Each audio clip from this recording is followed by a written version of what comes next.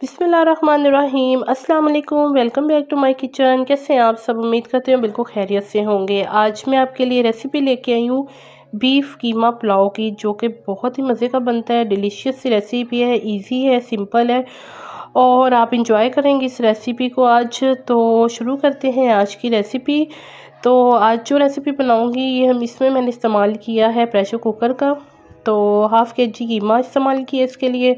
सबसे पहले तो मैंने इसको बनाऊंगी घी में। अगर आप ऑयल में बनाना चाहते हैं तो ये आपकी मर्ज़ी पे डिपेंड करता है, लेकिन घी में टेस्ट बहुत अच्छा आता है। तो सबसे पहले इसमें हम शामिल करेंगे कुछ साबुत गरम मसाले, लौंग, इलायची, बड़ी इलायची, दालचीनी और बादियान का फूल। जब हम छोटे थे तो हमारे घर में ये बीफ कीमा पुलाव जब छुट्टी वाला दिन होता था तो एवरी वीकेंड पे हमारे घर पे ये बनता था। हम बच्चे थे, हम बहुत शौक़ से खाते थे, हमारी अम्मी बनाती हैं थी। तो मतलब कुछ यादें, जब आप इस तरह की कोई चीज़ बनाते हैं तो आपको अपना बचपन याद आ जाता है। तो मैंने सोचा आज मैं अपनी अम्मी की रेसिपी आपके साथ शेयर करती हूँ। तो ज़बरदस्त सी रेसिपी है। अगर आप मेरे चैनल पे नए हैं और आपने चैनल को सब्सक्राइब नहीं किया तो जल्दी से चैनल को सब्सक्राइब कर लीजिए, बेल आइकन को ज़रूर दबाएं ताकि आने वाली तमाम मज़ेदार सी वीडियोज़ को आपको ईज़िली मसूल हो सकें। तो अब मैंने इसमें शामिल किया एक अदद प्याज, बड़ा प्याज लिया था, उसको मैंने स्लाइसिस में कट कर लिया था। बादियान एक तेज़ पात का एक पत्ता शामिल किया, तो 2 टुकड़ों में काट लिया था। तो जो अदरक और लहसुन लिया है तकरीबन 1 टेबल स्पून। अब इसको, इन दोनों चीज़ों को हम अच्छे से फ्राई कर लेंगे, भून लेंगे। थोड़ा सा पानी शामिल करेंगे ताकि इनकी अच्छे तरीके से भुनाई हो जाए। तो एक अच्छा सा इनका टेक्सचर आ जाएगा, अच्छा सा लाइट सा कलर आ जाएगा।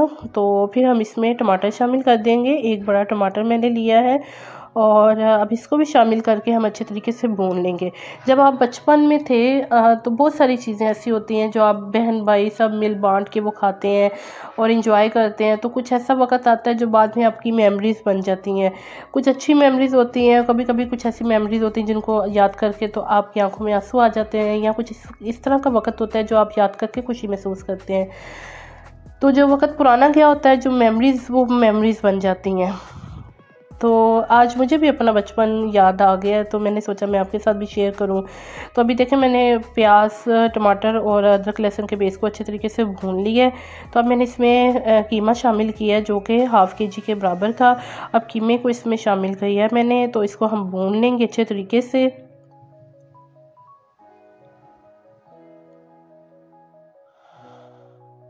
आप हमारी वीडियोस कहाँ से देख रहे हैं, अपना फीडबैक ज़रूर दीजिए, कमेंट बॉक्स में ज़रूर बताएं कि आप किस सिटी या किस कंट्री में हमें देख रहे हैं। तो यहाँ पे मैंने बिल्कुल फ़ाइन चॉप मिर्चें ली थी, हरी मिर्चें तकरीबन 5 से 6 अदद, तो वो मैंने शामिल कर दी हैं।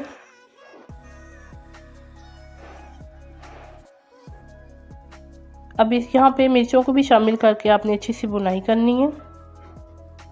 अब मैंने नमक शामिल किया है 1 टेबल स्पून।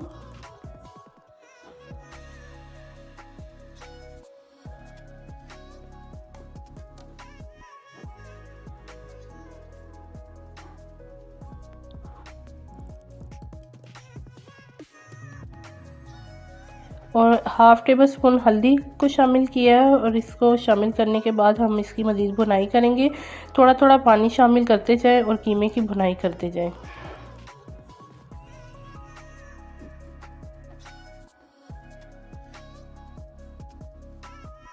सर्दियों में जब आप कोई भी चीज़ बनाते हैं तो बस आपका दिल चाहता है कि आप गरम गरम एंजॉय करें, क्योंकि सर्दी होती है, खाना ठंडा हो जाता है। तो किसी भी किस्म की कोई भी आप रेसिपी बना रहे हैं, कोई भी डिश बना रहे हैं, तो आपका यही मूड होता है कि आप गरम गरम इसको एंजॉय करें। तो इस स्टेज पे आके मैंने इसमें 2 टेबल स्पून बिरयानी मसाला शामिल किया था फ्लेवर देने के लिए। वो ये मज़े का लगता है, बहुत ही इसका जो टेस्ट है ना वो बहुत अच्छा आता है और खुशबू भी आती है।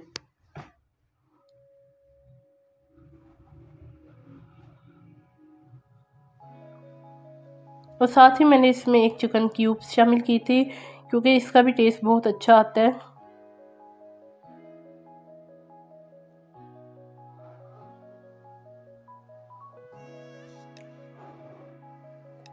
अब यहाँ पे मैंने 1 चम्मच भुना और कुटा हुआ ज़ीरा शामिल किया था और 1 चम्मच ही मैंने भुना और कुटा हुआ धनिया जो है वो शामिल कर दिया है। और इन दोनों को शामिल करने के बाद हम मज़ीद जो कीमे की अच्छे से भुनाई कर लेंगे। اچھی سی بنائی ہو رہی ہے اس کی قیمے کی، تھوڑا تھوڑا پانی شامل کر کے میں نے اس کی اچھی بنائی کر لی ہے۔ اب یہاں پہ میں نے تقریباً 2 بڑے چمچ دہی کے شامل کیے تھے، اس سے جو پلاؤ میں بڑا اچھا سا ایک فلیور آئے گا۔ تو دہی شامل کرنے کے بعد ہم اس کی مزید اس کو بھونیں گے۔ دیسی کھانوں کی جتنی بنائی اچھی ہوتی ہے وہ اتنے ہی ذائقے والے بنتے ہیں۔ لیمن بھی شامل کیا تھا ٹیسٹ کے لیے، میں نے اس میں ایک لیمن لیا تھا، اس کو سلائسز میں کٹ کر لیا تھا۔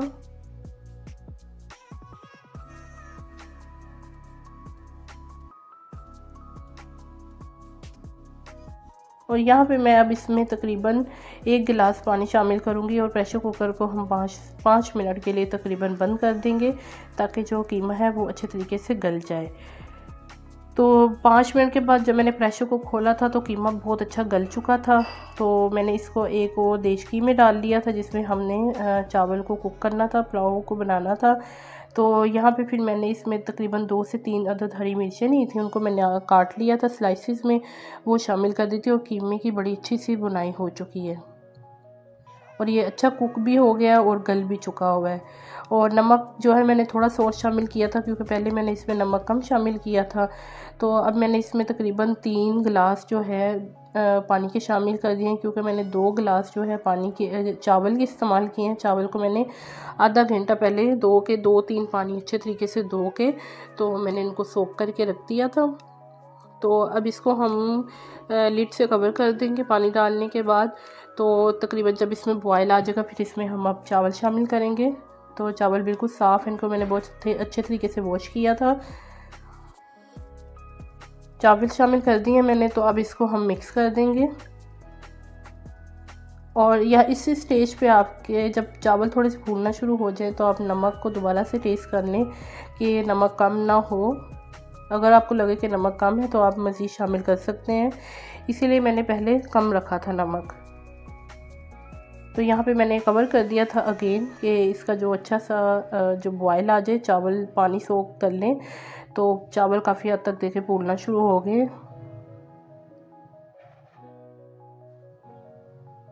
یہاں پہ ہم اس کو دم لگائیں گے۔ نیچے میں نے توا رکھ دیا تھا اور روٹی والا رومال میں نے ہلکا سا گیلا کیا تھا، کیونکہ مجھے چاول میں پانی کم لگ رہا تھا، تو میں نے تھوڑا سا گیلا رومال اس کے اوپر رکھ دیا تھا، اور میں نے اس کو 15 منٹ کے لیے دم لگا دوں گی تاکہ جو چاول ہیں وہ اچھے طریقے سے پک جائیں۔ جی تو جناب انتظار کی گھڑیاں ختم ہو چکی ہیں، تو ہمارا مزیدار سا بیف پلاؤ بن کے ریڈی ہو چکا ہے۔ بہت اچھی خوشبو آ رہی ہے اور بہت ٹیسٹفل بنا ہے، اور اس وقت جو ظالم قسم کے ڈینجرس قسم کے دھوئیں اٹھ رہے ہیں نا، اس نے تو اتنی بھوک بڑھا دی ہے بہت زیادہ۔ آئی ہوپ کہ آپ کے بھی منہ میں پانی آنا شروع ہوگا۔ تو اب ہم چاول کا کافی حد تک جو دھواں نکل چکا تھا، اب ہم اس کو ایک پلیٹر میں شفٹ کریں گے۔ چاولوں کو زبردست سے کھلے کھلے خوبصورت سے مزیدار خوشبو والے ذائقے والے چاول بن کے ریڈی ہو چکے ہیں۔